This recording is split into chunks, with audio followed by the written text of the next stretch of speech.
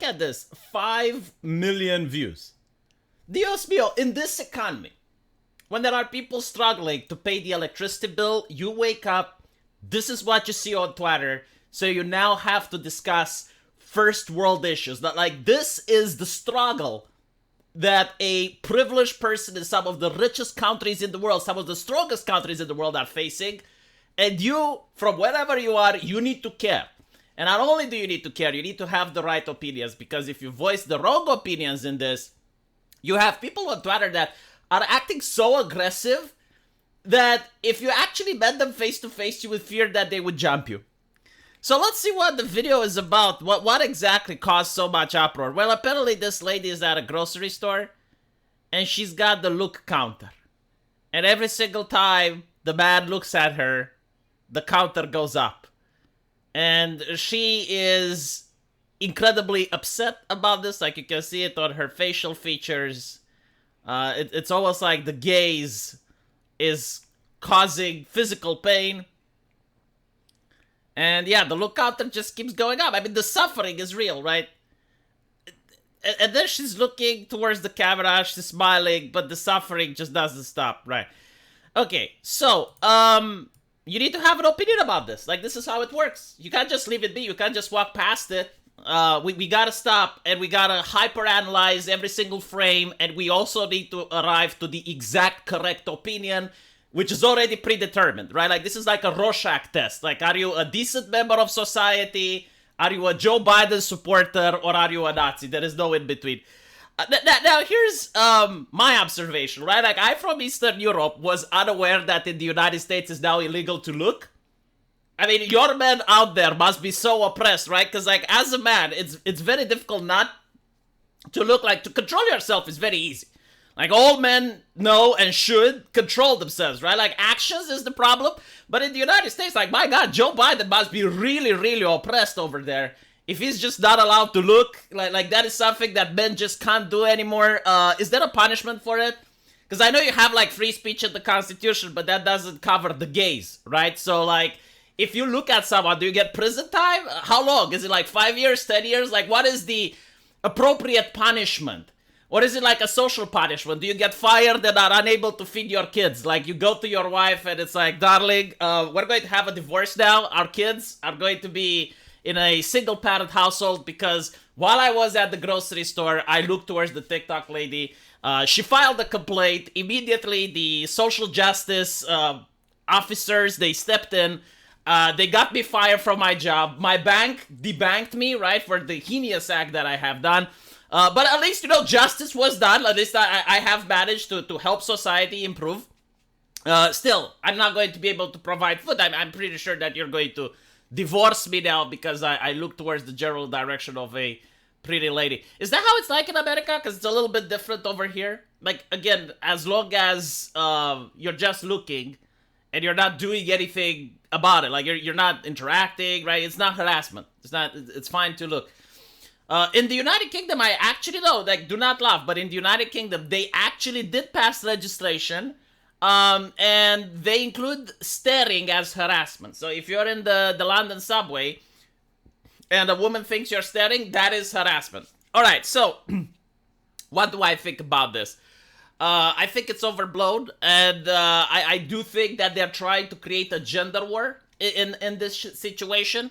Men experience this shit as well, but they just put up with it. Like, for instance, it's a little different for men, right? But, like, when I used to have a Bengal cat, I actually managed to walk my cat on a leash. Like, you put the leash on your cat, and you walk out of it, and you just take it into the park, and it walks like a dog. It's very respectful, was very, you know. But every single time I would pass, and this is, like, overwhelmingly women, right? Like, men wouldn't do this. Like, there were some men that did it, but, like, not as much. Overwhelmingly women, they wanted to pet the cat. Every single woman was harassing the pussy. Like, they genuinely just wanted to stop, ask me if they could pet it. You know, they would ask for consent. But, like, you know, you get one lady that does it, you get 5, you get 10, you get 20, and it does add up. It does become an annoyance. Like, they're not interested in you, they're not interested in talking. They just want to either pet the cat or take a selfie with the cat.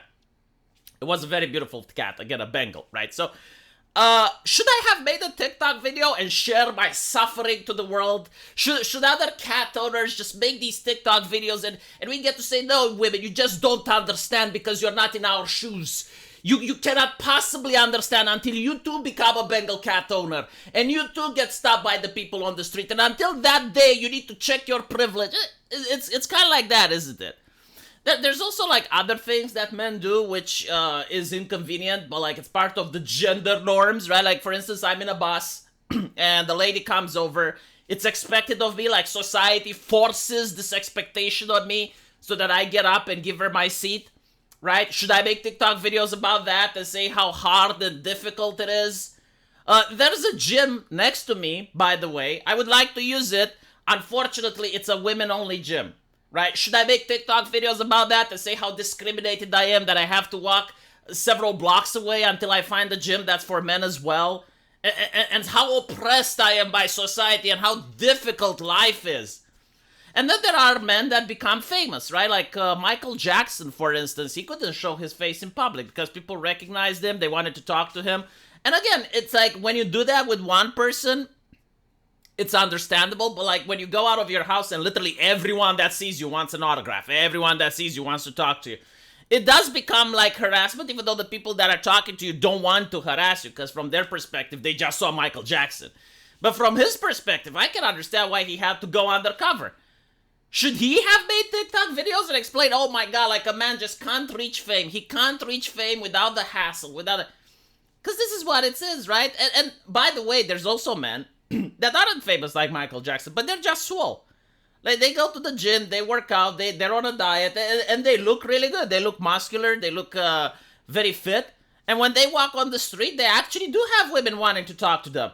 I guess they should also make TikTok videos and say, oh, goodness gracious, life is so hard. Look at this. Oh, look how the staring. Look at all the women looking at me.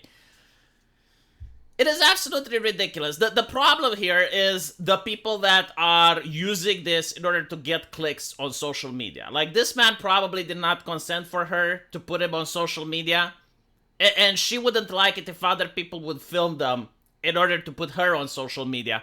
Especially if no crime is committed. So, like, this isn't her, like, filming an act of violence or an act of crime or anything like that. Like, she's just filming, I guess, like a man that looks towards her. Like, we don't even know if he's looking at her, because there have been cases with women at the gym and they claimed that the man was looking at them and there was a television literally on top of them, right? And the man was looking at the TV. So, yeah, this is the problem. Japan has solved the problem by banning people from recording in public spaces. Like, if you're a tourist in Japan, you can't record other people without their consent. I think that's actually good legislation. Yeah, I think that's great. Like, a lot of these live stream TikTokers would definitely have a difficulty, because most of them, again, like they're not a person that, oh, I just happened to walk on the street and this bad thing happened, so I'm going to click it. No, they're going out of their way in order to film the interaction so they get clicks. For all I know, this lady could have been staying at this store for hours on end until someone looked at her. And we know that this even happened with that famous video from a couple of years ago with the girl walking through New York. She walked 12 hours. She walked 12 hours in order to get like 30-minute worth of footage with people saying, hey, have a nice day, hey, smile. And she was like, oh, that's harassment. Yeah, it is, but you walked 12 hours in order to get that little amount of footage, and that was like the worst you got. Because they're motivated by the cloud. They're motivated to get the clicks. This is not genuine. This is not necessarily like something that actually does happen. So, let me know what you guys think. I hope I did have the wrong opinions on it. I mean, you got it. Because, like, if you have the correct opinions on everything, why even say it? You know, it's just assume. So you need to be a little bit of an edgy boy, a cheeky little shit online, and have, like, the wrong opinions. You need to be a troll. Let me know what you think, and I'll see you in the comment section. Take care.